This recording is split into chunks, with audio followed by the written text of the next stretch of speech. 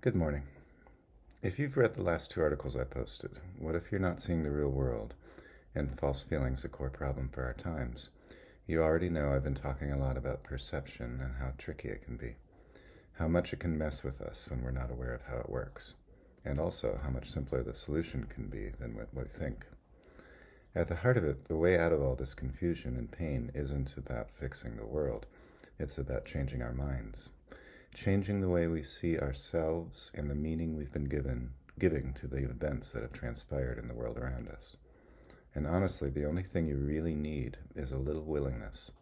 Willingness to let your mind be changed. Willingness to practice. That's it. One of the most powerful tools I know for this is the workbook for A Course in Miracles.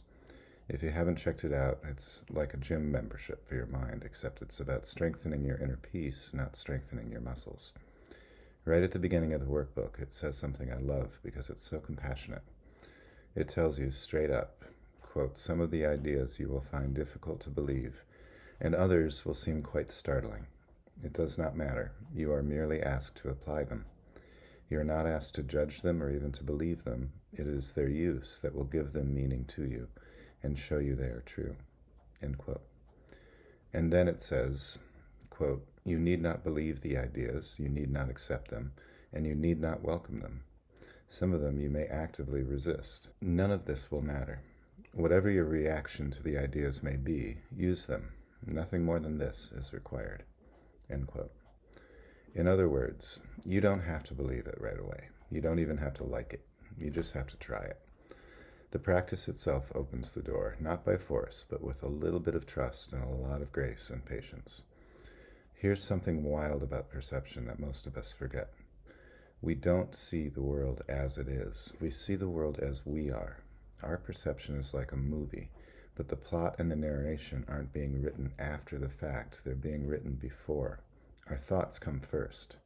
That is how the movie was made, after all.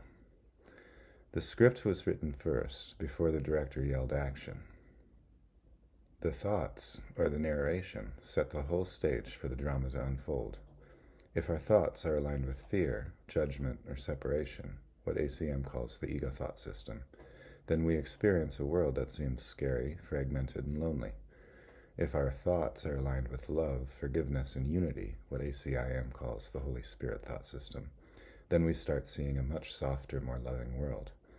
It's not magic, it's just how perception works. Projection is perception, always. A lot of us are trying so hard to manage the chessboard of life, moving pieces around, trying to control outcomes, trying to feel safe.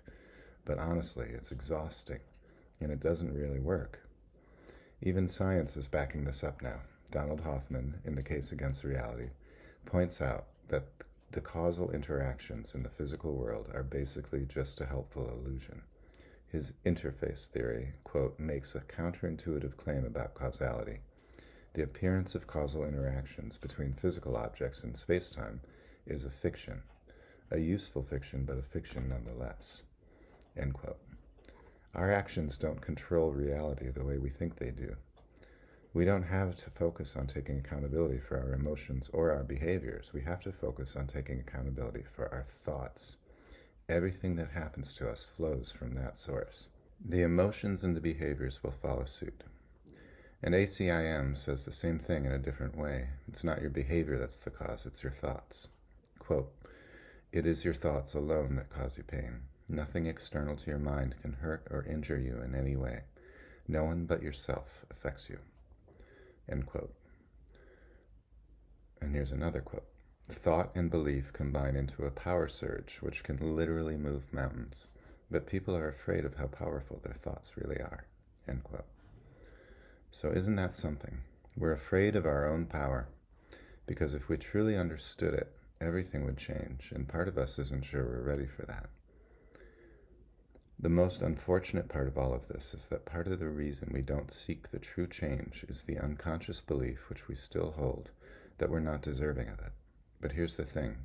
You don't have to be ready, you just have to be willing. The question of whether you are deserving or not is not something you can judge correctly. But God can, and God does see that you are deserving.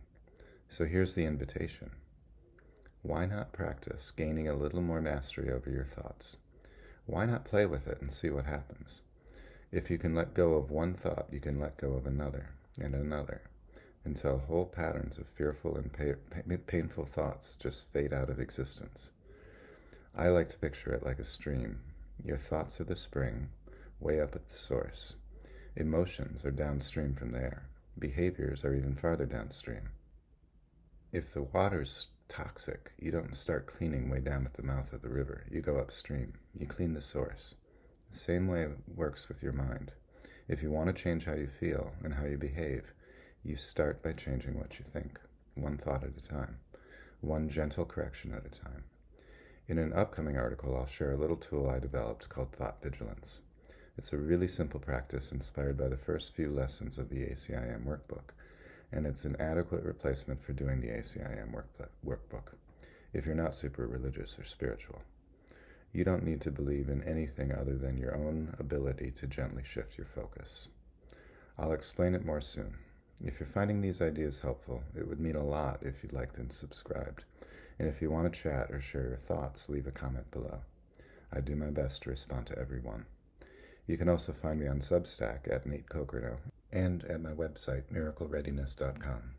Thank you for joining me here today. Have a beautiful day.